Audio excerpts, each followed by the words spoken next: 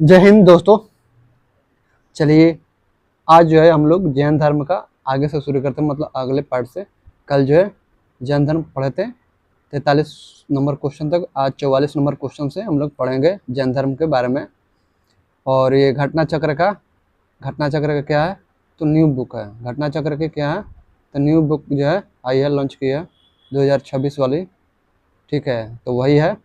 और इसमें हम लोग जो है भारतीय इतिहास पढ़ रहे हैं, भारतीय इतिहास को पढ़ रहे हैं। और भारतीय इतिहास में जो है क्लास, आज जो है क्लास 6 है, क्लास 5 तक पढ़ चुके हैं। तो क्लास 5 तक जो है प्लेलिस्ट में है, आप लोग जाकर देख सकते हैं। और ज्योग्राफी का भी प्लेलिस्ट में है, आप लोग देख सकते हैं घटना चक्र का। उसके बाद से पॉलिटी का 2 क्लास हुआ है, तो आप लोग प्लेलिस्ट में जाकर देख सकते हैं। चलिए हम लोग शुरू करते हैं आज 44 नंबर सवाल से, जैन धर्म का। 44 नंबर सवाल, जैन साहित्य से संबंधित निम्नलिखित कथनों को पढ़िए तथा सटीक विकल्प को चुनिए। जैन साहित्य से संबंधित निम्नलिखित कथनों को पढ़िए तथा सटीक विकल्प को चुनिए। कथन 1, श्वेतांबर धर्मसूत्र में 12 अंग शामिल है। श्वेतांबर धर्मसूत्र में क्या है, तो 12 अंग शामिल है। और देखिए यहाँ पर कथन 2, श्वेतांबर परंपरा के अनुसार इन अंगों का संकलन बल्लभी में आयोजित एक धर्म सभा में किया गया था। यानी कथन 2 जो है, श्वेतांबर परंपरा के अनुसार इन अंगों का संकलन बल्लभी में आयोजित एक धर्म सभा में किया गया था। तो इसमें जो है सटीक विकल्प को चुनना था। और इसमें जो है आपका, तो इसमें जो है कौन सा होगा, तो कथन 1 जो है यहाँ पर, कथन 1 जो है यहाँ पर, ये देखिए यहाँ पर थोड़ा सा बड़ा कर लिया जाए। कथन 1 सही है, श्वेतांबर धर्म सूत्र में 12 अंग शामिल है। और कथन 2 जो है क्या है, तो गलत है, तो इसलिए राइट आंसर डी है। चलिए हम लोग आगे बढ़ते हैं। श्वेतांबर मतानुयायियों ने प्रथम जैन संघ थी जो 4th शताब्दी ईसा पूर्व में पाटलिपुत्र में हुई थी, में 12 अंगों का संकलन किया। दिगंबरों का मानना था कि महावीर की शिक्षाएं या 12 अंगों का ज्ञान लुप्त हो चुका है। इन्होंने इस सभा में भाग नहीं लिया था। अतः कथन 1 सत्य तथा कथन 2 असत्य है। यानी दिगंबर जो थे, दिगंबर वाले, ये लोग शामिल नहीं हुए थे। चलिए आगे बढ़ते हैं, अगला सवाल देखते हैं। 45 नंबर, निम्न कथनों पर विचार कीजिए। निम्न कथनों पर विचार कीजिए। पहला है, वर्धमान महावीर की माता लिच्छवी के मुख चेटक की पुत्री थी। 2 नंबर, गौतम बुद्ध की माता कोलिय राजवंश की राजकुमारी थी। 3 नंबर, 23वें तीर्थंकर पार्श्वनाथ बनारस से थे। 23वें तीर्थंकर जो है पार्श्वनाथ बनारस से थे। इन कथनों में से कौन सा सही है, इन कथनों में से कौन सा सही है, तो वर्धमान महावीर की माता जो है लिच्छवी के मुख चेटक की पुत्री थी, ये आपका जो है गलत है। गौतम बुद्ध की माता कोलिय राजवंश की राजकुमारी थी, ये सही है। 23वें तीर्थंकर पार्श्वनाथ बनारस थे, ये भी सही है। यानी कि राइट आंसर आपका 2 और 3 यानी कि सी राइट आंसर है। चलिए हम लोग आगे पढ़ते हैं। वर्धमान महावीर की माता त्रिशला या विदेह दत्ता वैशाली के लिच्छवी कुल के प्रमुख चेटक की बहन थी, न कि पुत्री थी। पुत्री थी नहीं, बहन थी, इसलिए गलत हुआ था पहला। इसी कारण मातृ पक्ष से वह मगध के हर्यक शासक बिंबिसार तथा अजातशत्रु के निकट संबंधित थे। कौन, तो वर्धमान महावीर। द्वितीय कथन सही है। 23वें तीर्थंकर पार्श्वनाथ का जन्म वाराणसी यानी बनारस में भगवान महावीर से लगभग 250 वर्ष पूर्व हुआ था। इस प्रकार विकल्प सी सही उत्तर है। 46 नंबर सवाल देखिए, प्राचीन जैन धर्म के संबंध में निम्नलिखित कथनों में से कौन सा एक सही है, तो सी राइट आंसर सी है। प्रथम शतक यानी कि ईसा पूर्व में जैन धर्म को कलिंग के राजा खारवेल का समर्थन मिला। सही पूछ रहा है, कौन सा एक सही है, तो सी नंबर सही है, बाकी जो है गलत है। देखिए स्थूलभद्र के नेतृत्व में जो है दक्षिण भारत में जैन धर्म का प्रचार हुआ, तो स्थूलभद्र के नेतृत्व में नहीं बल्कि भद्रबाहु के नेतृत्व में, इसलिए ये गलत है। दूसरा देखिए पाटलिपुत्र में हुई परिषद के पश्चात जो जैन धर्म के लोग भद्रबाहु के नेतृत्व में रहे वो श्वेतांबर कहलाए। भद्रबाहु के नेतृत्व में नहीं बल्कि स्थूलभद्र के नेतृत्व में रहने वाले श्वेतांबर कहलाए। तीसरा देखिए बौद्धों के विपरीत जैन धर्म की प्रारंभिक अवस्था में जैन धर्म के लोग चित्रों का पूजन करते थे, ये भी गलत है। चलिए आगे बढ़ते हैं।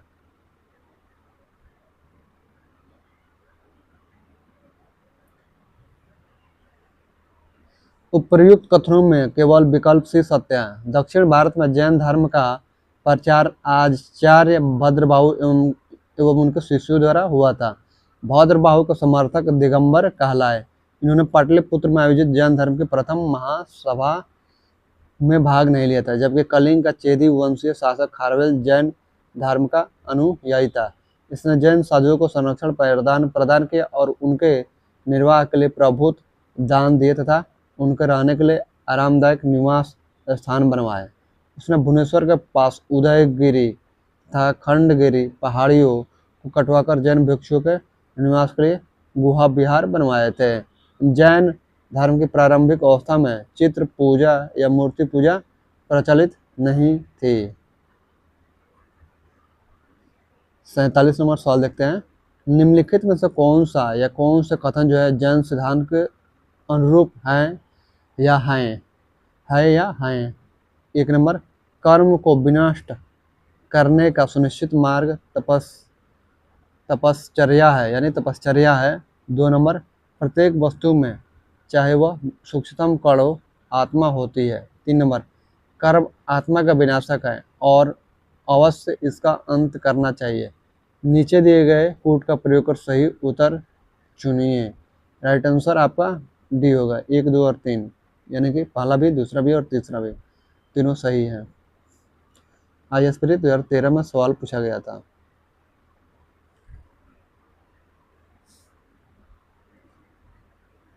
जैन सिद्धांत के अनुसार सृष्टि के कण में जीवों का वास है। इस सिद्धांत में कर्म को बंधन का कारण तथा सूक्ष्म तत्व यानी भूत तत्व माना गया है, जो जीव में प्रवेश कर उसे नीचे संसार की ओर खींच लाता है। तब कर्म का जीव की ओर प्रवाह रुक जाता है, तो उस अवस्था को संवर कहते हैं, तथा जब जीव में पूर्व मौजूद कर्मों का विनाश होने लगता है तो उस अवस्था को निर्जरा कहते हैं। जैनियों का विश्वास है कि प्रत्येक जीव अपने पूर्व संचित कर्मों के अनुसार शरीर धारण करता है। जब जीव से कर्म का अवशेष बिल्कुल समाप्त हो जाता है तो उस स्थिति को जैन धर्म में मोक्ष कहते हैं। जैन धर्म में मोक्ष के लिए 3 आवश्यक साधन बताए गए जिन्हें त्रिरत्न यानी सम्यक दर्शन, सम्यक ज्ञान, सम्यक चरित्र कहा जाता है। महावीर ने मोक्ष के लिए कठोर तपश्चर्या एवं कायाकल्प पर भी बल दिया है। मोक्ष के पश्चात जीव आवागमन के चक्र से छुटकारा पा जाता है तथा वह अनंत चतुष्टय, अनंत ज्ञान, अनंत दर्शन, अनंत वीर्य तथा अनंत सुख की प्राप्ति कर लेता है। अगला सवाल देखते हैं 48 नंबर। समाधि मरण किस दर्शन से संबंधित है? समाधि मरण जो किस दर्शन से संबंधित है? तो राइट आंसर बी, जैन दर्शन से। संलेखना समाधि मरण या संथारा जीवन के अंतिम समय में मृत्यु निकट जानकर स्वेच्छा से अपनाई जाने वाली एक जैन प्रथा है।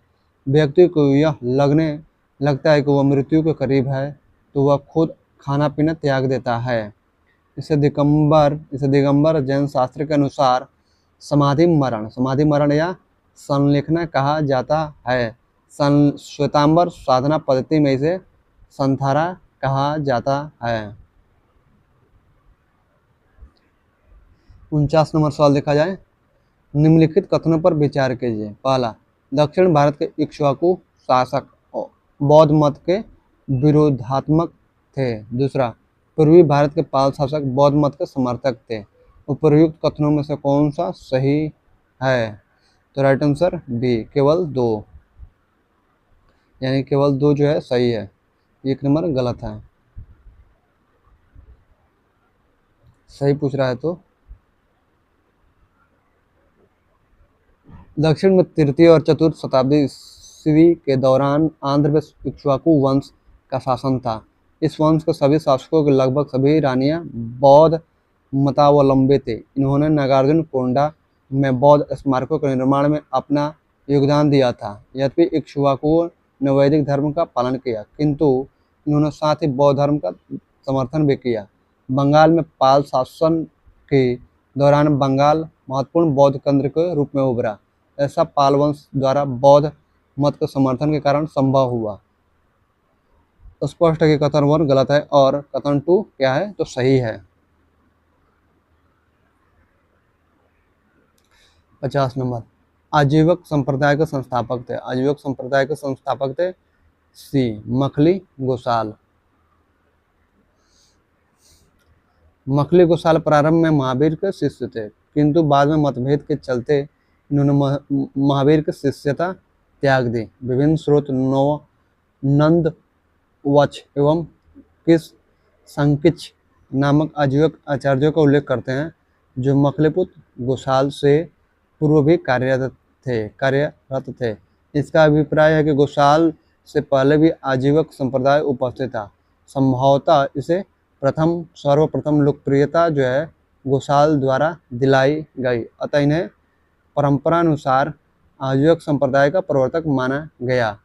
इनका मत नियतिवाद या भाग्यवाद कहा जाता है, जिसके अनुसार संसार के प्रत्येक वस्तु भाग्य द्वारा पूर्व नियंत्रित एवं संचालित होती है।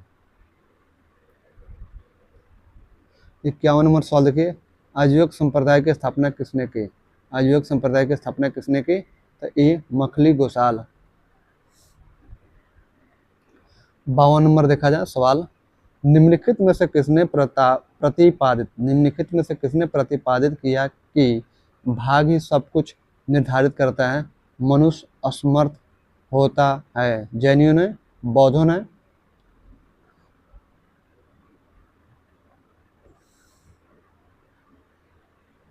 सी आजीवकों ने, डी मीमांसकों ने? तो राइट आंसर सी आजीवकों ने। 53 नंबर सवाल देखिए, संप्रदाय जो नियति की अटलता में विश्वास करता था, राइट आंसर बी आजीवक होगा। 54 नंबर, आजीवक संप्रदाय के बारे में निम्नलिखित पर विचार करें। पहला, मखली गोसाल इसके सबसे महत्वपूर्ण नेता थे। बी, दर्शन का केंद्रीय विचार नियति था जो कि भाग्य है। सी, जाति और वर्ग के आधार पर भेदभाव किया जाता है। डी, आजीवकों की बैठकों के लिए नियमित सभाएं होती थी। तो राइट आंसर आपका हो जाएगा ए, बी और डी सही है। ए, बी और डी सही है, यानी ए, बी और डी सही है, सी नंबर गलत है।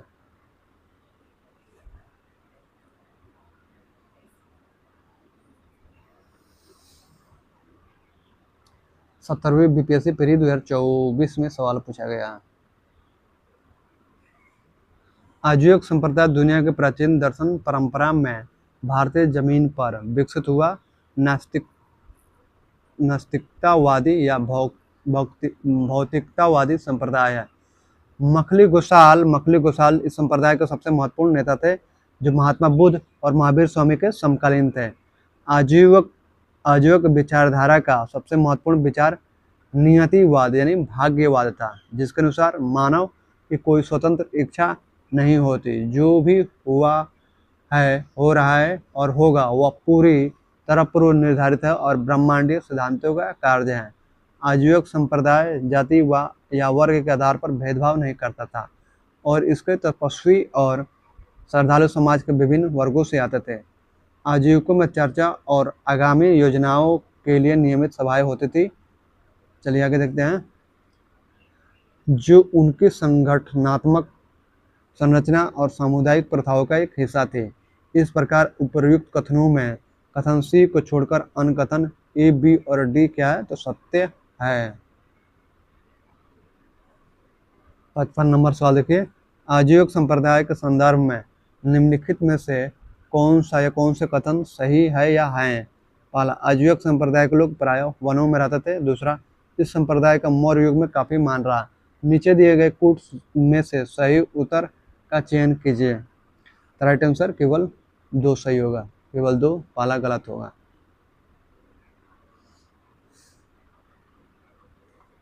कथनवन और सत्यता। पहला, आजीविक संप्रदाय के लोग प्रायः वनों में रहते थे। असत्य।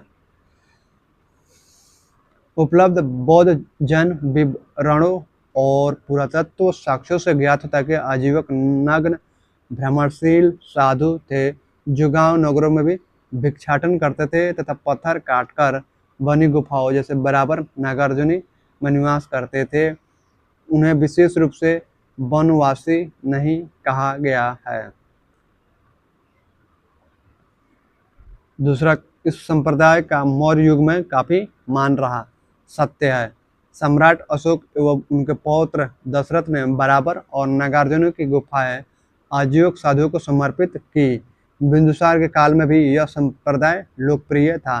तो दूसरा जो है क्या है, सही है, सत्य है, और पहला जो है आपका ये असत्य है। नोट, यूपीपीएससी द्वारा अपनी प्रारंभिक उत्तर कुंजी में इस प्रश्न का उत्तर विकल्प सी माना है गया है जो कि सही नहीं है। सी माना जो सही नहीं है, सी देख लीजिए कहाँ है, तो आपका सी ये माना है, यानी कि 1 और 2 दोनों सही माना है। सही उत्तर के चयन किए तो दोनों को सही माना है, तो ये दोनों सही नहीं है। पहला गलत है, दूसरा सही है। मौर्य युग में काफी मान रहा, समझ गए। यहाँ पर देखिए पहला जो है आजीविक संप्रदाय के लोग प्रायः वनों में रहते थे, तो असत्य यानी गलत है, समझ गए। गांव नगरों में भिक्षाटन करते तथा पत्थर काटकर बनी गुफाओं बराबर नागार्जुन में निवास करते थे। उन्हें विशेष रूप से वनवासी नहीं कहा गया, यानी कि ये लोग वनों में जो है ना भ्रमण नहीं करते थे, जो ऊपर दिया गया था। दूसरा जो है इस संप्रदाय का मौर्य युग में काफी मान रहा है, तो सही है, सत्य है। सम्राट अशोक एवं उनके पौत्र दशरथ ने बराबर और नागार्जुन की गुफाएं आजीविक साधुओं को समर्पित की। बिंदुसार के काल में भी यह संप्रदाय लोकप्रिय था, तो सत्य 2 नंबर है, पहला गलत है। यूपीपीसीएस ने जो है ना विकल्प 1 सी को माना है। सी में जो है 1 और 2 दोनों सत्य हैं, लेकिन यहाँ पर सी नहीं होगा बल्कि डी नंबर ऑप्शन सही था। तो पहला, क्योंकि पहला गलत है, ऑप्शन जो है यहाँ पर 1 नंबर गलत है, 2 नंबर सही है। तो इस तरह से देखिए यहाँ पर, और सही पूछ रहा है, सही उत्तर का चयन है। तो 1 और 2, पहला गलत था, दूसरा सही था, तो इस अनुसार से ये जो पहला गलत है, दूसरा सही है, ये तो ऑप्शन होगा ही नहीं। अब विकल्प जो है ना यूपीपीएससी जो है आपका, इसको सही माना है, ये सही है ही नहीं। सही कौन है, केवल बी सही है, इसलिए सही है क्योंकि ये सही है, ये और गलत है। सही उत्तर बी होगा, लेकिन इसको विकल्प सी माना है जो सही नहीं है। 56 नंबर सवाल देखिए, आजीविक संप्रदाय के संबंध में निम्नलिखित कथनों पर विचार कीजिए। पहला, नियतिवाद में विश्वास। दूसरा, उनके पुनर्जन्म के क्रम में बदलाव किया जा सकता है। तीसरा, कठोर तपस्या में विश्वास। नीचे दिए गए कूट का प्रयोग कर सही उत्तर चुनिए। कूट, तो आपका केवल 1 सही है, केवल 2 सही है, केवल जो है ना 2 सही है। सी 1 और 2 सही है। डी 1 और 3 सही है। ई अनु जो है ना अनुत्तरित प्रश्न, तो राइट आंसर आपका डी सही है, 1 और 3 सही है। 1 और 3 सही है, 2 नंबर गलत है। आजीविक संप्रदाय के बारे में नियतिवाद में विश्वास करते थे और कठोर तपस्या में विश्वास करते थे। ये 2 नंबर जो है उनके पुनर्जन्म के क्रम में बदलाव किया जा सकता है, ये गलत है। तो इसलिए राइट आंसर आपका सही होगा डी, 1 और 3 सही है। आजीविक संप्रदाय जो भारत के प्राचीन धार्मिक और दार्शनिक परंपरा है, वह नियतिवाद यानी भाग्यवाद में विश्वास करता है। देखिए ये लूसेंट में नहीं मिलेगा, इतना विस्तार से जो ना आजीविक संप्रदाय के बारे में लूसेंट में नहीं दिया गया, समझ गए।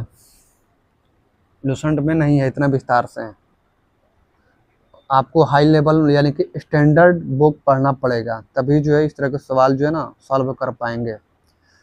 तो चलिए आगे बढ़ते हैं। उसके अनुसार ब्रह्मांड और उसमें होने वाली सभी घटनाएं एक कठोर और अपरिवर्तनीय ब्रह्मांडीय नियम द्वारा शासित होती है।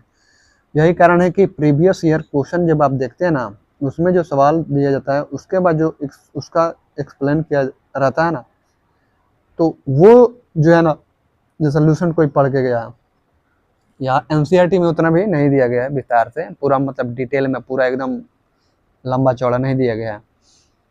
समझ गए। आधुनिक भारत का जब आप एनसीईआरटी की पढ़ेंगे उतना विस्तार से नहीं है, वो मेंस के लिए है। और वही जो है आप पढ़ेंगे आपका स्पेक्ट्रम की जो बुक है, स्पेक्ट्रम की राजीव अहिर की बुक है स्पेक्ट्रम आधुनिक भारत के, उसमें थोड़ा विस्तार से दिया गया, वो मोटा है किताब, विस्तार से दिया गया है। तो इसलिए जो है एनसीईआरटी ठीक है, अच्छी है पढ़ने के लिए, लेकिन जो है ना उतना विस्तार से चीज़ें नहीं दी गई है। सवाल पूछे जाते हैं, इसमें कोई दो मत नहीं है, सवाल पूछे जाते हैं, लेकिन कभी कभी सवाल जो है ना थोड़ा सा मतलब मुश्किल थोड़ा सा सवाल अगर पूछ दिया तो वो एनसीईआरटी में नहीं मिलता है, यानी कुछ अलग पूछ दिया जाता है तो नहीं मिलता है, उसके लिए अलग स्टैंडर्ड बुक पढ़ना पड़ता है। तो आप जो है लूसेंट पढ़ लीजिए, आप एनसीईआरटी पढ़ लीजिए, कोई स्टैंडर्ड बुक पढ़ लीजिए हो सके तो, नहीं तो आप जो है एनसीईआरटी और जो भी बुक है पढ़िए। उसके बाद से प्रीवियस ईयर क्वेश्चन जब कीजिएगा तो ये जो यहाँ पर इतने लंबे जो है ना लिखी गई है बातें, ये पढ़िएगा, बार बार इस तरह के सवाल आएंगे तो आपका क्या होगा, कंसेप्ट और भी ज़्यादा क्लियर होगा। तो मखली पुत्र गोसाल यानी आजीवक संप्रदाय, ये सब के बारे में उतना विस्तार से आपको नहीं दिया गया, लेकिन हम लोग यहाँ पर सवाल जो पूछ रहा है उसके बाद जो है ना समझ में आ रहा है कि कहाँ से पूछ रहा है, उसके बाद इसको एक्सप्लेन जब कर रहा है तब समझ में आ रहा है। चलिए आगे बढ़ते हैं। इसलिए कहा जाता है PYQ यानी प्रीवियस ईयर क्वेश्चन पेपर को देखना चाहिए, सॉल्व करना चाहिए, और उसको जो है ना आपको देखकर उसी के अनुसार जो है अपने तैयारी को मतलब धार देना चाहिए, तैयारी को आगे बढ़ाना चाहिए। चलिए आगे बढ़ते हैं। इन्होंने माना कि ब्रह्मांड में सब कुछ, जिसमें मानव क्रियाएं भी शामिल है, पिछली स्थिति द्वारा निर्धारित होता है। इसमें व्यक्तिगत स्वतंत्र इच्छा या नैतिक कर्तव्य के लिए कोई स्थान नहीं है। आजीविक धर्म का अनुयायी जैनियों की तरह कपड़े नहीं पहनते थे, वे हाथ में डंडा लेकर चलते थे और कठोर तपस्या करते थे, जैसे कम भोजन करना, किलो पर लेटना, आग से गुजरना आदि। चूंकि आजीविक कठोर नियतिवाद को मानते थे, इसलिए वह यह नहीं मानते थे कि व्यक्तिगत प्रयास, कर्म या धार्मिक प्रथाओं द्वारा पुनर्जन्म के कर्म को बदला जा सकता है। अतः स्पष्ट है कि कथन 1 और कथन 3 सत्य है, जबकि कथन 2 सत्य नहीं है।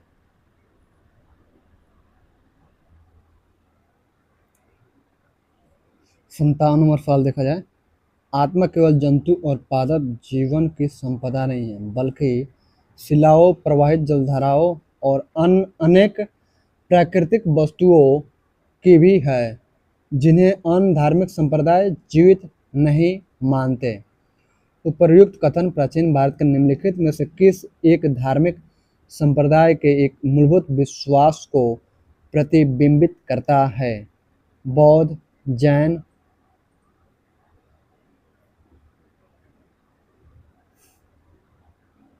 सी शैव, डी वैष्णव। तो आपका जो है राइट आंसर बी होगा। कौन सा? तो जैन परंपरा।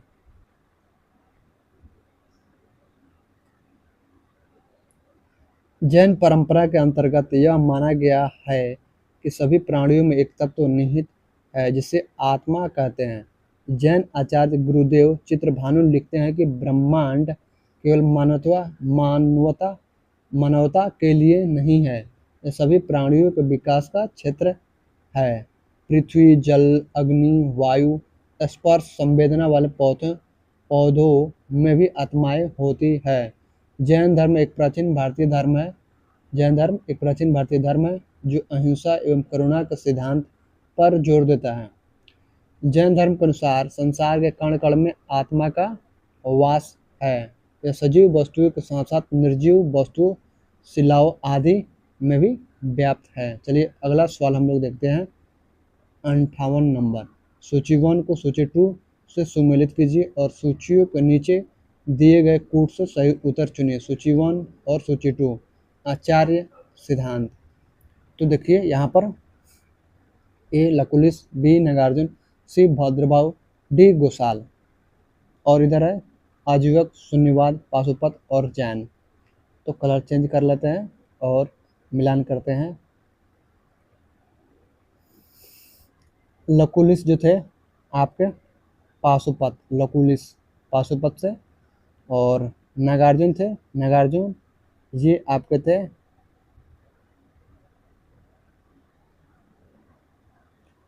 शून्यवाद। और आपके भद्रबाहु जैन थे और गोसाल तो थे आजीवक संप्रदाय के। तो इस तरह से आपका ए का 3 बी का हो गया, बी का 2, सी का 4, डी का 1। राइट आंसर बी होगा, राइट आंसर बी होगा, क्योंकि ए में 3 नहीं है, गलत है, समझ गए, बाकी में भी नहीं है ए, तो राइट आंसर बी होगा। ए का 3, बी का 2, सी का 4 और डी का 1, यानी कि लकुलिस, पाशुपत, गोसाल, आजीवक, भाद्रबाहु जैन, नागार्जुन, शून्यवाद। राइट आंसर इस तरह से होगा, इसका मिला लीजिएगा कैसे, ए का 3, बी का 2, सी का 4 और डी का 1। राइट आंसर बी है। चलिए आगे बढ़ते हैं हम लोग। सूची 1 का सूची 2 से सुमेलन इस प्रकार है। सूची 1 और सूची 2। आजीवक सिद्धांत, आजीवक के पाशुपत, नागार्जुन जो है शून्यवाद के, भद्रबाहु जो है जैन के, गोसाल जो है आजीवक संप्रदाय के हैं। चलिए आगे बढ़ते हैं। 59 नंबर सवाल देखते हैं। बराबर की गुफाओं का उपयोग किसने आश्रय गृह के रूप में किया? बराबर की गुफाओं का उपयोग किसने जो है आश्रय गृह के रूप में किया? तो ये आजीवकों ने। मौर्य युग में गुफाओं को कटवाकर यानी कि काटकर निवास स्थान बनाने की कला का पूर्ण विकास हुआ। अशोक तथा उसके पौत्र दशरथ के समय में बराबर तथा नागार्जुन में पहाड़ियों को काटकर आजीवक संप्रदाय के अनुयायियों के लिए आश्रय गृह बनाए गए थे। 40वीं बीपीएससी प्री 1995 में सवाल पूछा गया था, तो राइट आंसर इसमें ए था।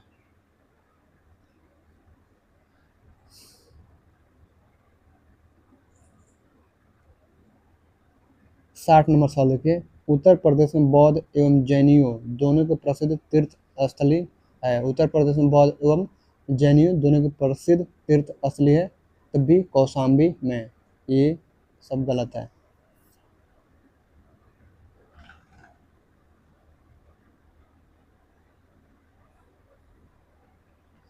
प्रयागराज इलाहाबाद के दक्षिण पश्चिम में लगभग 55 किलोमीटर यानी कि 34.17 मील की दूरी पर स्थित कौशाम्बी नामक स्थान ही प्राचीन काल का कौशाम्बी या वैदिक एवं जैन साहित्य में अनेक बार कौशाम्बी का उल्लेख हुआ है।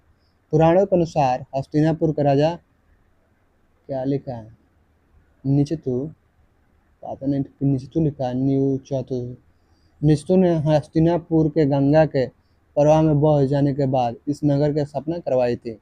जैन ग्रंथ के अनुसार कुशाम्ब नामक वृक्षों की अधिकता के कारण इस नगर का नाम कौशाम्बी पड़ा। यह नगर जैन तथा बौद्ध दोनों की प्रसिद्ध तीर्थ स्थली है। महात्मा बुद्ध ने इस नगर में जाकर कई बार धर्मोपदेश दिया तथा लोगों को अपना शिष्य बनाया। यहाँ अनेक विहार थे। सर्वप्रमुख सोमित लाल विहार था, जिसका निर्माण भद्रष्टि घोषित ने करवाया था। ये पूरा नाम जो है ना, पूरा नाम सही से नहीं है। यहाँ जैन धर्म के 24वें तीर्थंकर पद्म प्रभु का प्रसिद्ध मंदिर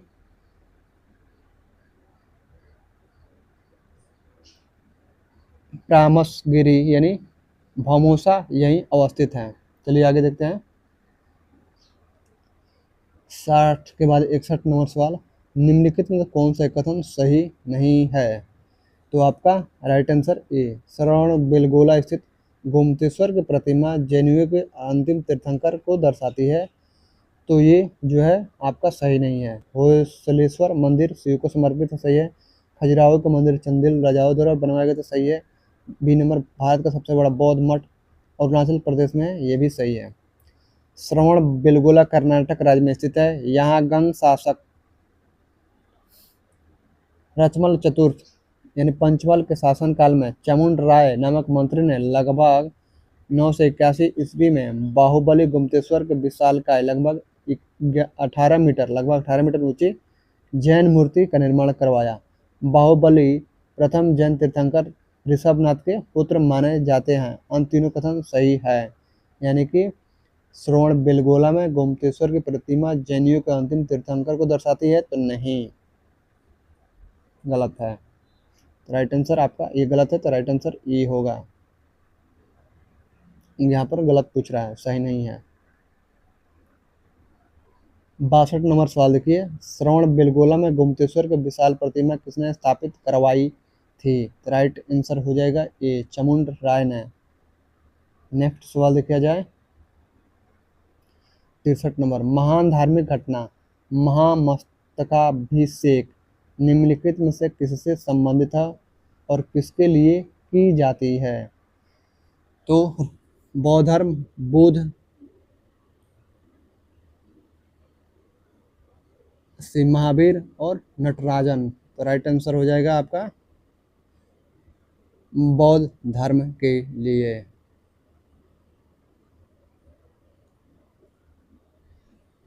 महामस्तकाभिषेक जैन धर्म का एक महत्वपूर्ण उत्सव है जो 12 वर्ष के अंतराल पर कर्नाटक राज्य के आपके जैन धर्म का श्रवण बेलगोला में आयोजित किया जाता है। यहाँ पर भगवान संत गुप्तेश्वर बाहुबली की 18 मीटर ऊंची मूर्ति स्थापित है। महावीर नहीं होगा, नटराजन भी नहीं होंगे। राइट आंसर यहाँ पर ए दिया गया है। तो राइट ए में क्या है आपका, यहाँ पर ये देखिए, ये में जैन धर्म के बारे में बोल रहा है, महामस्तकाभिषेक महान धार्मिक घटना, तो ये जैन धर्म के बारे में है, 12 साल पर लगता है। ये नंबर जो है यहाँ पर जैन धर्म होना चाहिए,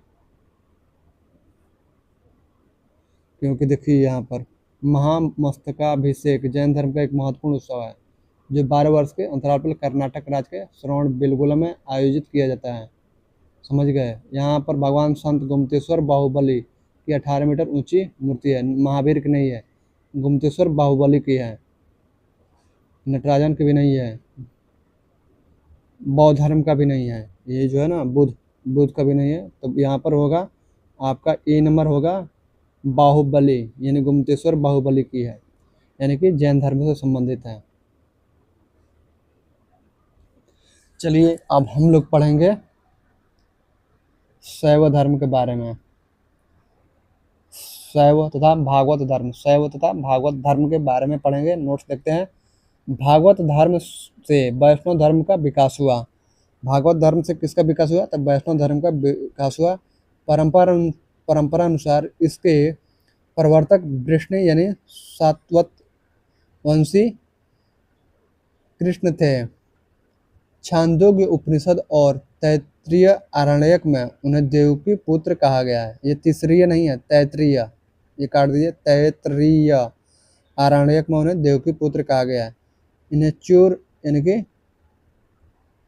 चूर अंगिरस का शिष्य बताया गया है। चूर अंगिरस,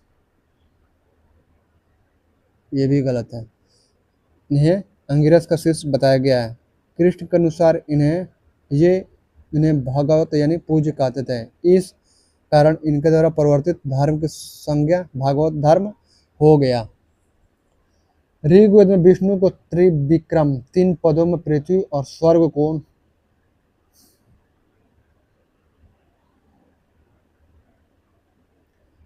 नापने वाला व्यापक नामी देवता के रूप में वर्णित किया गया, यानी नाप दिए थे 3 पगों में। उत्तर वैदिक काल का प्रमुख देवता प्रजापति, रुद्र, विष्णु आदि थे। विष्णु को लोग पालक एवं रक्षक मानने लगे। विष्णु पुराण में वासुदेव को विष्णु का एक नाम बताया गया है। इस प्रकार जब कृष्ण जो है विष्णु का तदात्मा है, नारायण से स्थापित हुआ, तब वैष्णव धर्म की एक संज्ञा पंचरात्र धर्म हो गया। वासुदेव की पूजा का उल्लेख महर्षि पाणिनि ने किया है। उन्होंने वासुदेव को उपासकों को वासुदेवक कहा है। भागवत धर्म प्रारंभ में मथुरा एवं उसके आसपास के क्षेत्रों में प्रचलित था। चलिए आगे देखते हैं। यूनानी राजदूत मेगास्थनीज ये लिखा है। मेगास्थनीज के अनुसार सुरसेन यानी मथुरा के लोग हेराक्लीज के उपासक थे। हेराक्लीज से तात्पर्य वासुदेव कृष्ण से है। मथुरा से इस धर्म का प्रसार धीरे धीरे भारत के अन्य भागों में हुआ। भागवत धर्म में संभव प्रथम उपासक सोमेश्वर शासक विदिशा यानी बेसनगर का, बेसनगर जो ईरान में था वही था। चलिए आगे बढ़ते हैं। इससे पता चलता है कि दक्षिण राष्ट्रीय के, पता नहीं क्या लेके आए, यादवन शासक पश्चिमोत्तर देश का राजपूत होने के पश्चात भागवत धर्म ग्रहण किया तथा इस धर्म स्तंभ की स्थापना करवाई। ये जो है ना पूरा जो है ना सही से नहीं दिया गया है। इस पर उत्कीर्ण लेख में होलियोडोरस को भागवत तथा वासुदेव को देवोत्तम अर्थात देवताओं का देवता कहा गया था।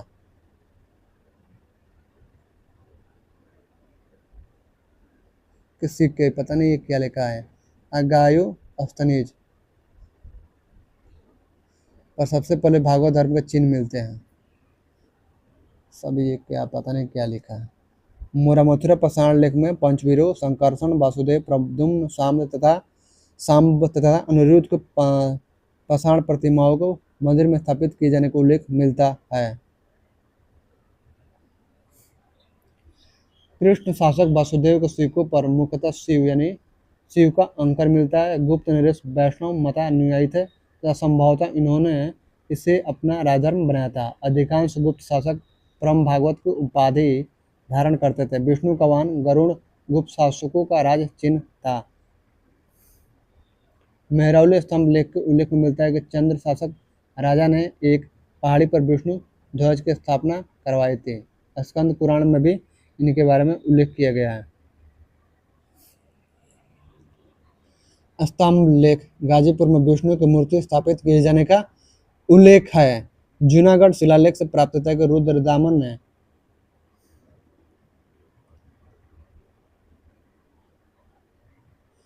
पता नहीं क्या लिखा है, बनाते के बांधों की मरम्मत करवाई थी तथा सील के निकट विष्णु का एक मंदिर बनवाया। देवगढ़ की मूर्ति में विष्णु को शेषनाग की शैया पर विराज करते हुए दिखाया गया है।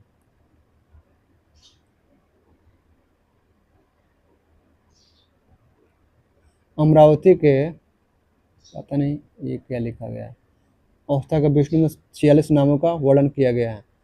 तो इसको जो है ना, इसको जो है क्या किया जाए, शैव धर्म को जो है और वैष्णव धर्म को जो है ना ये सही से नहीं दिया गया, बहुत ज़्यादा जो है ना इसमें त्रुटि है, समझ गए, बहुत ज़्यादा त्रुटि है।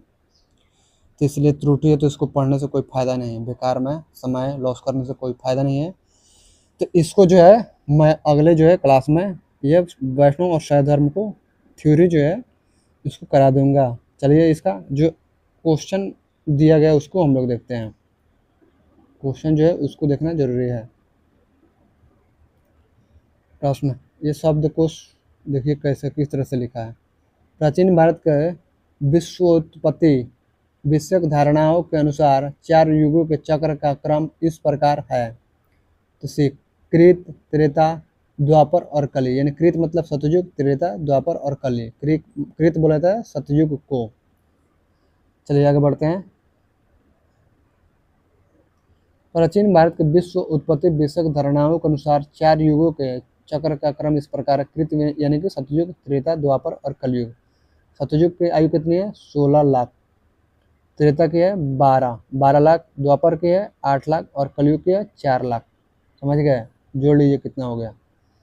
दूसरा नंबर सवाल, निम्नलिखित में से कौन सा प्राचीन भारत में शैव संप्रदाय था? ये मैंने छोड़ दिया क्योंकि इसमें बहुत ज़्यादा जो है ना शब्द गलत लिखे गए हैं, समझ में नहीं क्या लिखा गया है। तो इसलिए जो है मैं इसको जो है कल अगले क्लास में शैव और वैष्णव का जो थ्योरी है इसको सही से करके मैं पढ़ा दूंगा। चलिए आगे बढ़ते हैं। मैं छोड़ूंगा नहीं किसी भी चीज़ को। चलिए तो इसमें जो है 2 नंबर में निम्नलिखित में से कौन सा प्राचीन भारत शैव संप्रदाय था भारत में? तो राइट आंसर है मनमयूर। प्राचीन भारत में मनमयूर नामक शैव संप्रदाय का उल्लेख मिलता है। चलिए आगे देखते हैं। थर्ड नंबर सवाल, अर्धनारीश्वर मूर्ति में आधा शिव तथा आधा पार्वती प्रतीक है शिव। सी यानी कि सी, राइट आंसर सी, देव और उसकी शक्ति का योग। प्राचीन काल में अर्धनारीश्वर के रूप में भी शिव की कल्पना की गई है, जो पुरुष एवं प्रकृति अथवा देव और उसकी शक्ति के योग को दर्शाता है। शिव और पार्वती की संयुक्त मूर्तियां गुप्त युग में और उसके पश्चात विशेष रूप से उकेरी गई है। पता नहीं क्या लिखा गया है। इसी संयोग का वर्णन कालिदास ने कुमार संभव में अत्यंत यत्नपूर्वक किया है। शिव और पार्वती का परस्पर इतना तादात्म्य हुआ कि दोनों की सम्मिलित मूर्ति अर्धनारीश्वर के रूप में समाज में चल पड़ी। फोर नंबर सवाल देखिए, नैनार कौन थे? नैनार कौन थे? राइट आंसर शैव। शैव को जो है नैनार कहा जाता है। पूर्व मध्यकाल में भक्ति भावना का प्रचार प्रसार मुख्यतः दक्षिण भारत में विशेषकर तमिल भाषी क्षेत्रों में हुआ। तमिल भाषी क्षेत्रों में भक्ति भावना को लोकप्रिय बनाने में दो संप्रदायों को प्रमुख भूमिका रही। भगवान विष्णु की उपासना करने वाले विष्णु भक्त अलवार कहलाए और शिव की उपासना करने वाले शिव भक्त नैनार कहलाए। यानी विष्णु को भक्त अलवार, यानी कि अब याद रखिएगा, अब जो पूछेगा ना, अ से अलवार, ब से विष्णु भक्त, और अब नस या नस, नस होता है ना, नस हाथों में नस होता है, कट जाएगा बस हो जाएगा काम। न से नैनार, स से शैव, इस तरह से अब नस। तो इस तरह से जो भी आएगा सवाल वो सही कर पाइएगा, अन्यथा गलत होने की संभावना बढ़ जाएगी। उन्होंने ईश्वर के प्रति व्यक्तिगत प्रेम और समर्पण से मोक्ष प्राप्ति का मार्ग बताया और जाति प्रथा एवं इसकी कठोरता का विरोध किया। 5 नंबर सवाल देखिए, नैनार कौन थे? आगे ना, नैनार न अस नस, तो शैव धर्म अनुयायी। समझ गए? तो राइट आंसर बी होगा। 6 नंबर सवाल देखिए, निम्नलिखित में से कौन अलवार संत नहीं था? राइट आंसर बी, तिरुज्ञान नहीं था।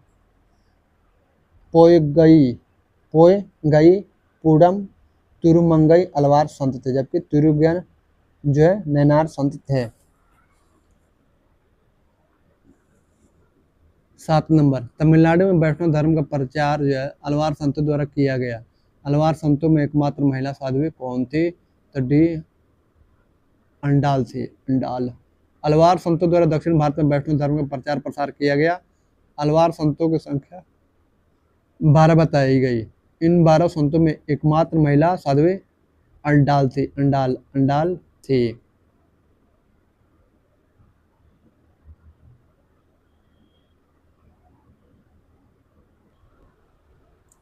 8 नंबर देखिए, भागवत संप्रदाय के विकास में किसका दिन अत्यधिक था? तो राइट आंसर डी, गुप्त।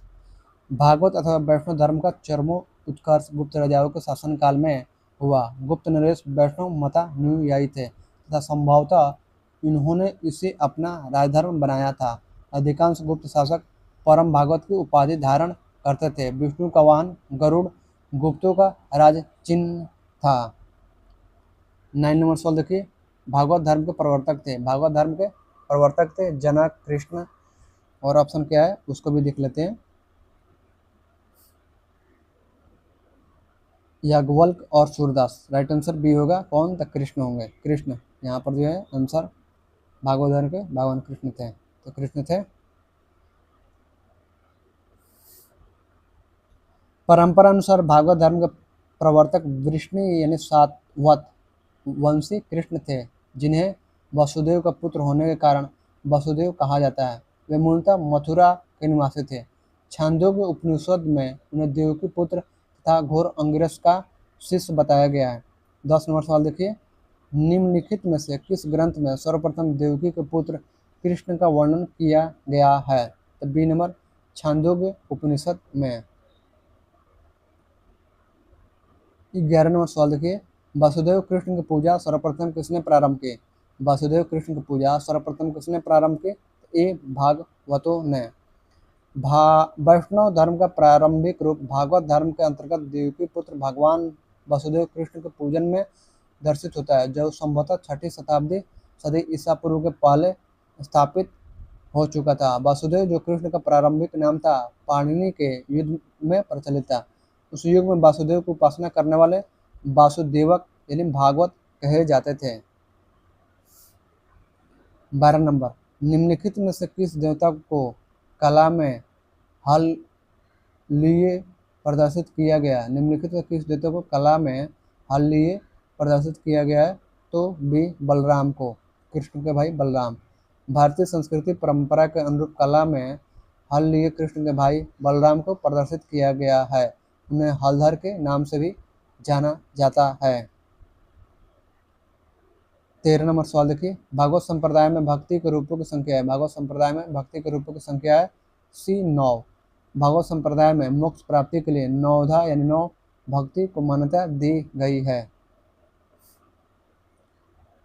14 नंबर, होलियोडोरस का विश्वनगर उल्लेख अभिलेख संदर्भित है। होलियोडोरस का विश्वनगर उल्लेख संदर्भित है तो डी केवल वासुदेव से।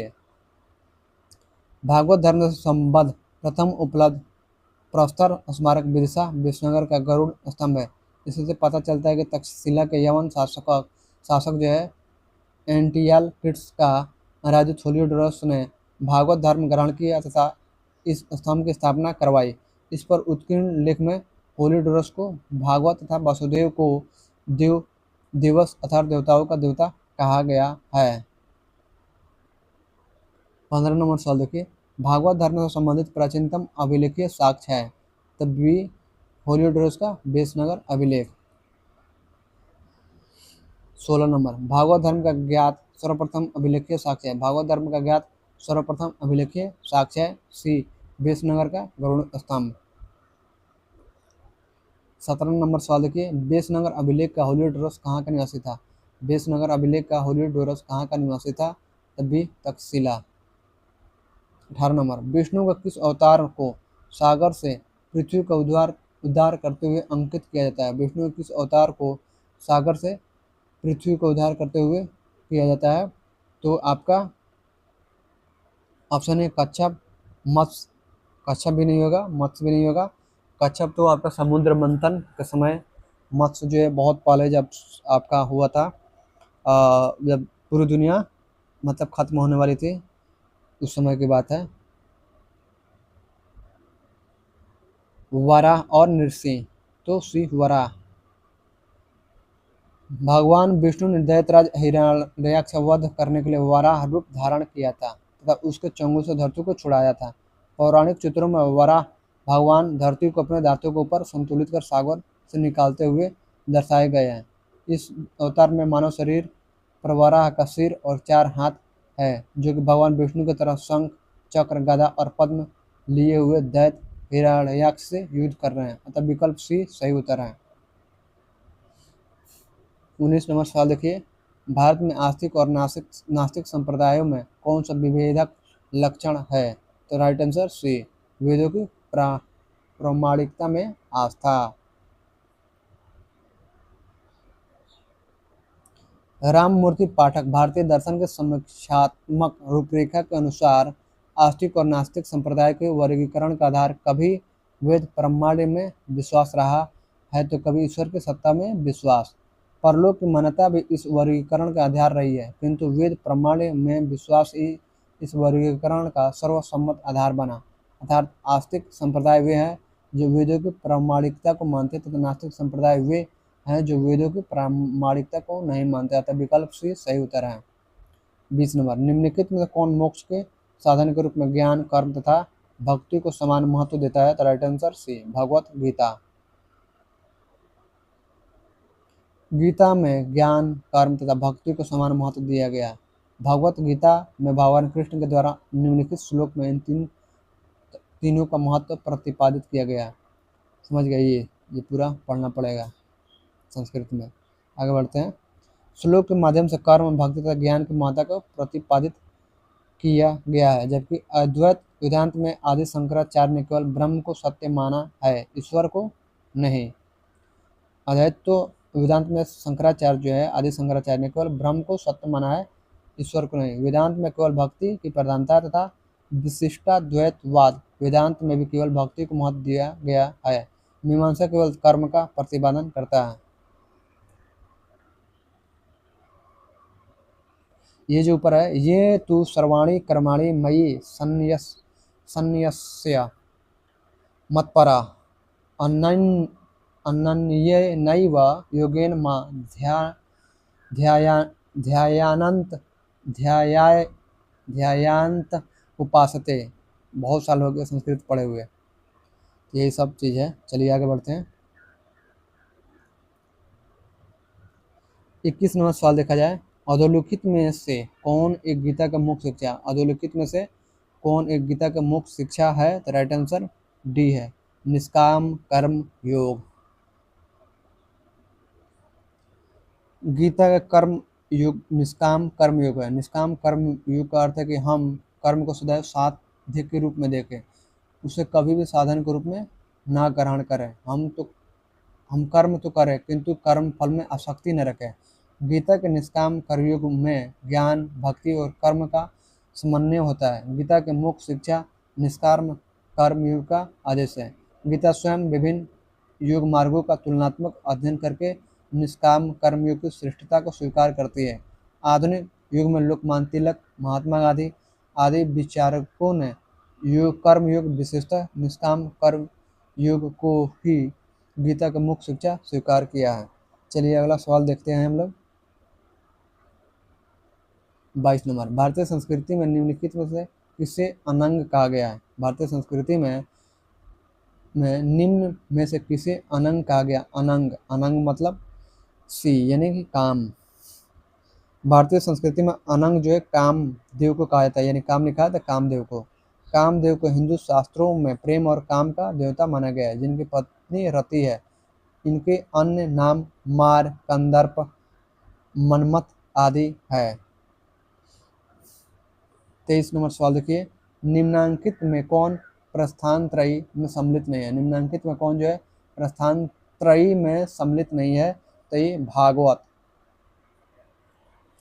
उपनिषद, ब्रह्मसूत्र और भागवत गीता को वेदांत की प्रस्थान त्रयी कहा जाता है, किंतु क्योंकि ये वेदांत के सर्वप्रमुख ग्रंथ है, इनमें से उपनिषद मूल प्रस्थान है और शेष दो उन पर आधारित माने जाते हैं। वेदांत के आचार्यों में जिन्होंने ब्रह्मसूत्र पर भाष्य लेकर अपने अपने वेदांत संप्रदायों की प्रतिष्ठा की है, उनमें आदि शंकराचार्य सबसे प्राचीन है। चलिए आगे देखते हैं।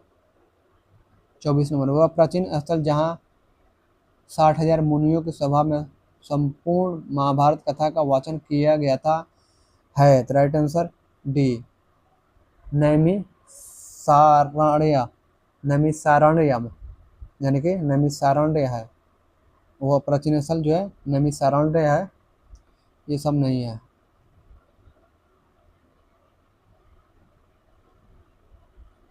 आगे हम लोग बढ़ते हैं।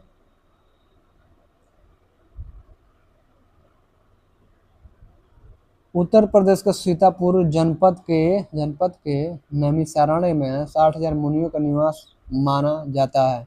यहीं पर सूत गोस्वामी ने शौनक एवं अन्य मुनियों को समक्ष जो है संपूर्ण महाभारत कथा का वाचन किया था। जब ये यज्ञ संपन्न कर रहे थे, इसके पूर्व महाभारत कथा का वाचन जो है वैशंपायन ने राजा जन्मेजय के लिए किया था। 25 नंबर सवाल देखा जाए, रामायण के किस कांड में राम और हनुमान की पहली भेंट का वर्णन है? तो राइट आंसर ए, किष्किंधा कांड। किष्किंधा कांड। रामायण के रचयिता वाल्मीकि थे। संस्कृत भाषा में रचित इस आदि काव्य में कुल 7 कांड यानी अध्याय हैं। इसका चौथा कांड किष्किंधा कांड है। चौथा कांड किष्किंधा कांड है, जिसमें राम और हनुमान के भेंट तथा बाली वध तथा सुग्रीव के वानर शासक बनने का वर्णन है। 26 नंबर देखिए, कालिका पुराण जो किस धर्म से संबंधित है? कालिका पुराण तभी शाक्त धर्म से। कालिका पुराण शाक्त धर्म से संबंधित है। कालिका पुराण को काली पुराण या सती पुराण भी कहा जाता था। यह हिंदू धर्म के शाक्तवाद परंपरा में प्रमुख उपपुराणों में से एक है। 27 नंबर सवाल देखिए, इसको थोड़ा सा छोटा करना पड़ेगा। 27 नंबर, सूची 1 को सूची 2 से सम्मिलित कीजिए तथा सूचियों को नीचे दिए गए कूट से सही उत्तर चुनिए। सूची 1 और सूची 2। देवता पहचान, शिव, विष्णु, गणेश, सरस्वती। चक्र, त्रिशूल, वीणा, रस्सी या फंदा। राइट आंसर मिलान करना है तो पहले कलर चेंज कर लेते हैं। चलिए, शिव जो है उनकी पहचान होती है ए का त्रिशूल से त्रिशूल से होती है शिव की। विष्णु चक्र, सुदर्शन चक्र। गणेश जी है सरस्वती जी है वीणा, और गणेश जी रस्सी या फंदा। तो राइट आंसर ए का 2 किसमें है? इसमें नहीं है, इसमें नहीं है, इसमें नहीं है। बी का 1, सी का 4 और डी का 3। राइट आंसर बी सही है। चलिए आगे बढ़ते हैं। सही सम्मेलन निम्नवत है। सूची 1 और सूची 2। थोड़ा सा बड़ा कर लिया जाए। सूची 1 और सूची 2। देवता पहचान, शिव त्रिशूल, विष्णु चक्र से, सुदर्शन चक्र, गणेश रस्सी या फंदा, सरस्वती जो है वीणा। 28 नंबर देखिए, पूरी में रथ यात्रा किसके सम्मान में निकाली जाती है? तो सी भगवान जगन्नाथ के। प्रति वर्ष जो आषाढ़ माह के शुक्ल पक्ष में उड़ीसा के पुरी में भगवान जगन्नाथ, कृष्ण यानी बलराम तथा और सुभद्रा के सम्मान में रथ यात्रा निकाली जाती है। 29 नंबर देखिए, नासिक में कुंभ मेला निम्न में किस एक नदी के तट पर लगता है? नासिक में कुंभ मेला जो है निम्न में किस एक नदी के तट पर लगता है? तो डी गोदावरी। नासिक में प्रत्येक जो है 12 वर्ष के अंतराल पर कुंभ मेला गोदावरी नदी के तट पर लगता है। कुंभ मेला नासिक के अतिरिक्त हरिद्वार में गंगा तट पर, प्रयागराज में गंगा और यमुना एवं विलुप्त सरस्वती के संगम स्थल पर तथा उज्जैन में क्षिप्रा नदी के तट पर लगता है। 30 नंबर देखिए, नाथ पंथियों, सिद्धों और योगियों ने भक्ति धर्म को किस क्षेत्र में लोकप्रिय बनाया? तो ए उत्तर भारत। नाथपंथियों, सिद्धों और योगी ने भक्ति धर्म को उत्तर भारत के क्षेत्र में लोकप्रिय बनाया था। इन्होंने साधारण तर्क वितर्क का सहारा लेकर रूढ़िवादी धर्म के कर्मकांडों तथा अन्य बनावटी पहलुओं और तत्कालीन समाज व्यवस्था की आलोचना की। इन्होंने संसार का परित्याग करने का समर्थन किया। इनके विचार से निराकार परम सत्य का चिंतन मनन और उसके साथ एक हो जाने की अनुभूति ही मोक्ष का मार्ग है। इसके लिए इन्होंने योगासन, प्राणायाम और चिंतन मनन जैसी क्रियाओं के माध्यम से मन एवं शरीर को कठोर प्रशिक्षण देने की आवश्यकता पर बल दिया। चलिए अगला देखते हैं हम लोग। 31 नंबर सवाल देखते हैं। सूची 1 तथा सूची 2 को सम्मिलित कीजिए। सूचियों के नीचे दिए गए कोड की सहायता से सही उत्तर चुनिए। सूची 1, सूची 2, जैन धर्म, हिंदू धर्म, मदीना, वेटिकन। ये होगा ही नहीं, जैन धर्म और हिंदू धर्म मदीना और वेटिकन में है ही नहीं। अगला देखते हैं। अगला जो दो होगा ना, अगला जो दो होगा ये दो होगा, ये दोनों का आंसर होगा, यानी मिलान होगा। और आगे जो दो होगा इन दोनों का होगा। चलिए आगे देखते हैं। देखिए हो गया इस्लाम धर्म, ईसाई धर्म। समझ गए? तो आपका जो है इस्लाम और ईसाई, सी राइट आंसर सी है। इसमें देखिए राइट आंसर सी है। ए का 3, बी का 4। ए का 3 है यानी कि जैन धर्म का पावापुरी है, यानी जैन धर्म जो था पहला जैन धर्म वो पावापुरी है। और हिंदू धर्म जो था हिंदू धर्म का था आपका 4 वाराणसी में है। समझ गए? और इस्लाम जो है इस्लाम जो है मदीना में था। वो गाते नहीं है मदीना में कुछ ऐसे। ईसाई धर्म जो वेटिकन सिटी में था, वेटिकन सिटी। समझ गए? चलिए आगे बढ़ते हैं। तो राइट आंसर सी है। यहाँ पे देख लीजिए, सूची 1 और सूची 2 का सही सम्मेलन है। सूची 1, सूची 2। जैन धर्म पावापुरी, हिंदू धर्म वाराणसी, इस्लाम धर्म मदीना, ईसाई धर्म जो वेटिकन। मदीना पश्चिमी सऊदी अरब के हिजाज क्षेत्र रीजन में स्थित शहर है। यह मक्का के बाद इस्लाम धर्म का दूसरा पवित्रतम शहर है। चलिए आगे बढ़ते हैं। वेटिकन सिटी इटली में स्थित स्थल रुद्र संप्रभु देश है। इसका कुल क्षेत्रफल मात्र 44 हेक्टेयर है, जो विश्व का सबसे छोटा जनसंख्या और क्षेत्रफल दोनों में स्वतंत्र देश है। चलिए आगे बढ़ते हैं। यह रोम का बिशप ऑफ यानी कि रोम का बिशप यानी बिशप ऑफ रोम, जिन्हें पोप भी कहा जाता है, के द्वारा शासित है। इसे रोमन कैथोलिक चर्च की राजधानी के रूप में भी जाना जाता है। पावापुरी बिहार राज्य में स्थित जैनियों का पवित्रतम तीर्थ स्थल है। जैन धर्म के संस्थापक महावीर स्वामी की मृत्यु जो है 527 ईसा पूर्व में यहीं पर हुई थी। कहाँ? तो पावापुरी में। वाराणसी, जिसे बनारस के नाम से भी जाना जाता है, गंगा के बाएं तट पर स्थित हिंदुओं का पवित्र तीर्थ स्थल है। यह प्राचीन काल से ही शिक्षा और संस्कृति का प्रमुख केंद्र रहा है। चलिए आगे इसी के साथ आगे बढ़ते हैं, देखते हैं क्या है आगे। तो आगे जो है इतना ही है। तो कल जो है छठी शताब्दी ईसा पूर्व राजनीतिक दशा के बारे में हम लोग पढ़ेंगे। और शैव धर्म जो है, शैव धर्म और भागवत धर्म जो था, भागवत धर्म उसका जो थ्योरी जो है सही से नहीं दिया गया था, इसलिए छोड़ दिया गया था। तो कल जो है शैव धर्म पहले, शैव और भागवत धर्म पहले पढ़ाएंगे, उसके बाद छठी शताब्दी ईसा पूर्व के राजनीतिक दशा के बारे में पढ़ेंगे, थ्योरी प्लस एमसीक्यू दोनों को। तो आज इतना ही। कल क्लास नंबर जो है 7 होगा, क्लास नंबर 7 होगा घटना चक्र का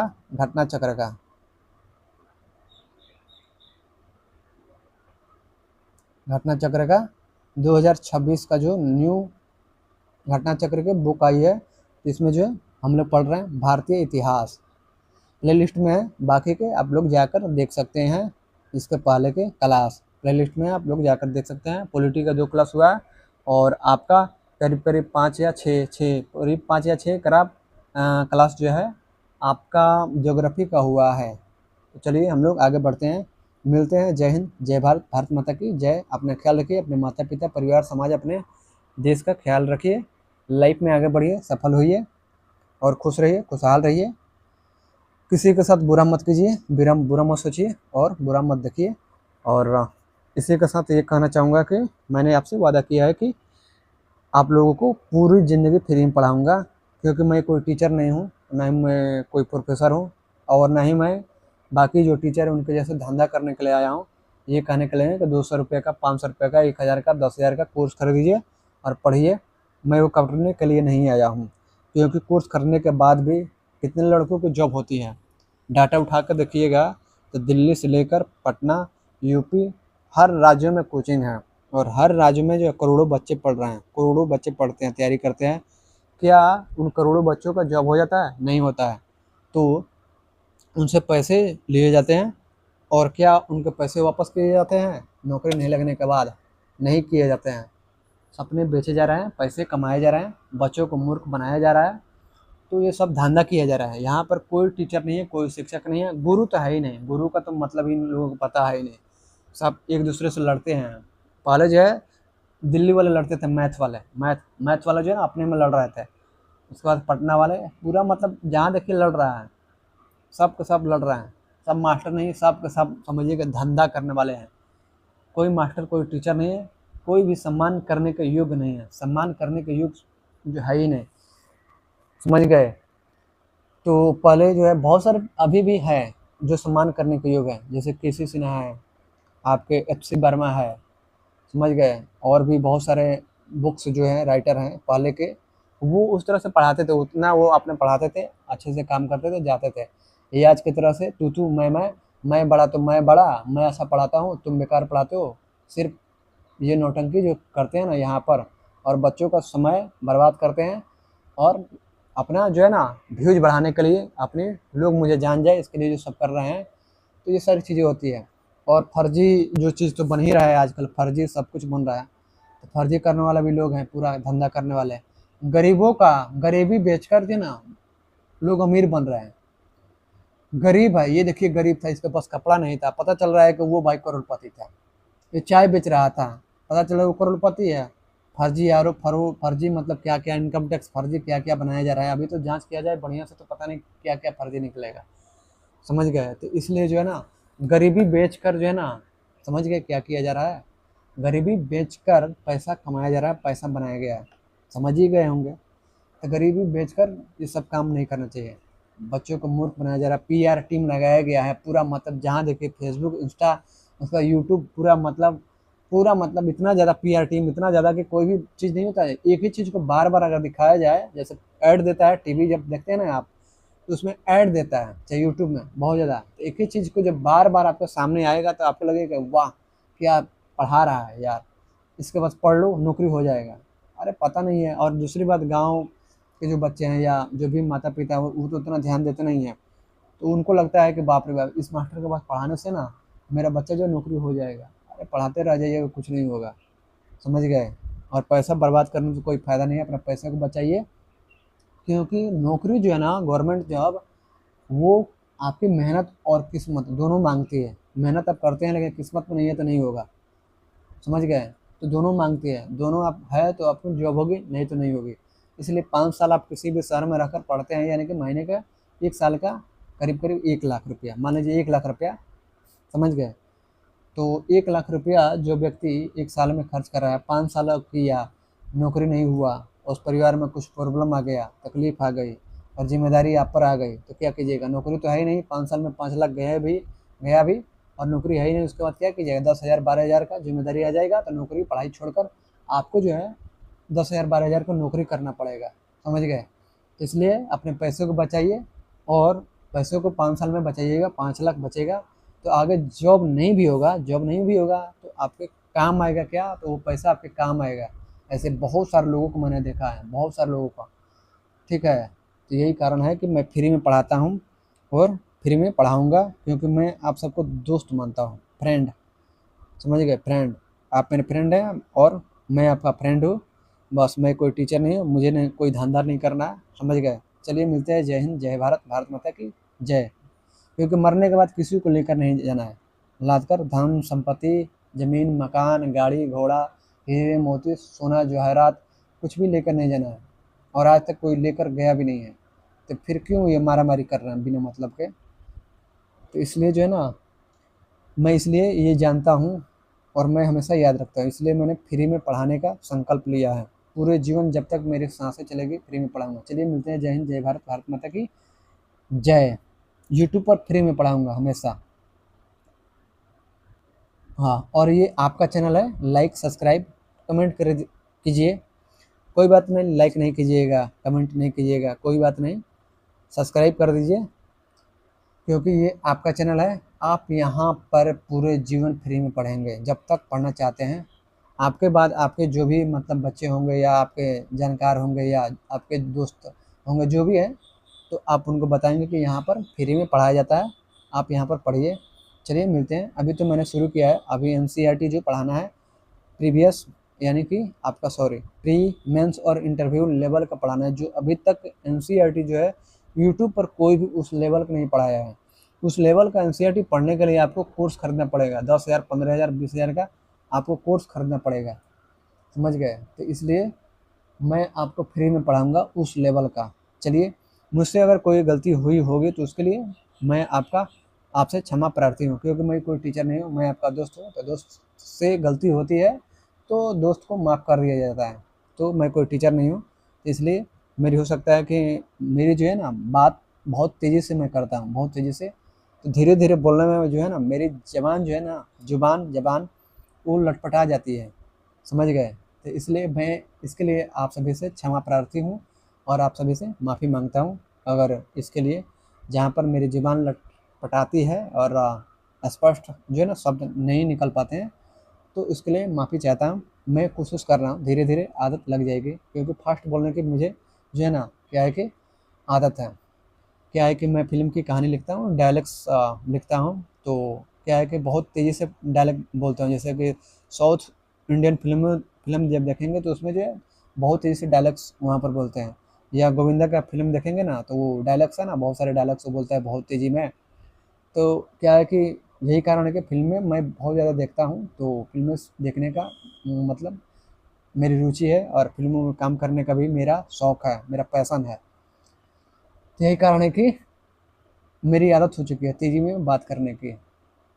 तो यही कारण है कि धीरे-धीरे बोलना मेरे लिए थोड़ी-सी मतलब कठिन लगता है, धीरे-धीरे बोलना। जैसे कि राजकुमार जो है ना, राजकुमार धीरे-धीरे बोलते हैं वैसे, तो वहाँ पर मैं यहाँ पर कोई भी डायलॉग नहीं बोलूँगा, क्योंकि यूट्यूब जो है ना पता नहीं कब जो है रिपोर्ट कर देगा, पता नहीं क्या कर देगा, इसलिए डायलॉग नहीं बोल सकता किसी भी फिल्म का, किसी भी मतलब हीरो का। तो इसके लिए मैं माफ़ी चाहता हूँ। चलिए मिलते हैं। जय हिंद, जय भारत, भारत माता की जय। समय आने पर कभी जो है आपको मैं अपने फिल्म का डायलॉग कभी मैं आपको सुनाऊंगा, कभी किसी मतलब समय। चलिए मिलते हैं। जय हिंद, जय भारत, भारत माता की जय।